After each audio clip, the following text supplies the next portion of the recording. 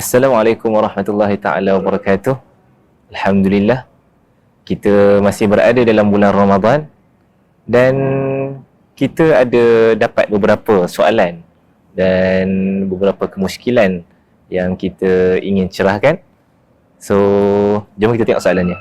Soalan yang kita dapat ialah bagaimana jika berbuka kemudian baru tahu waktu sebenar belum masuk. Masya-Allah. Okey, dia dah buka tapi lepas buka baru tahu. Okey, yang mana waktu sebenar belum masuk. So, macam mana keadaan orang yang macam ni? Baik, hadirin sekalian, dia ada perbezaan di antara orang yang terlupa dengan orang yang dia tak lupa, ataupun maksudnya dia cuba-cuba. Dia kata macam masuk dah. Tengok handphone tu, tengok handphone ni lain-lain. Kalau kita pergi kedai makan, ada handphone orang lain azan, ada setengah tempat dia makan dulu daripada kita. Macam mana?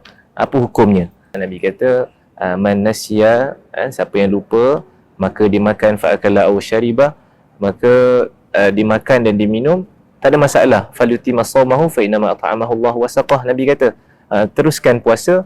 Yang tadi dia makan dan minum secara terlupa itu, kira dia kena belanja lah. Allah belanja dia. So tak ada masalah, tak batal puasa dia. Okay. Ada pun orang yang dia tengok jam dekat dia punya apps tu, okay, lain waktunya, dan dia pun tak pasti betul ke dah masuk ke belum. Tapi dia buka puasa juga. Apa hukum dia?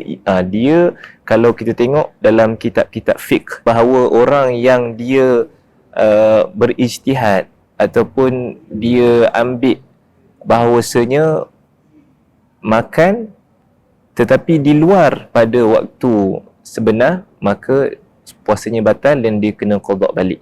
Sebagai contoh, buka puasa sekarang ialah 7.29, dia kata 7.28, dia kata macam dah gelap ni, boleh makan kot. Dia makan-makan, tiba-tiba malam tu dia check balik dekat apps, 7.29. Apa dia jadi?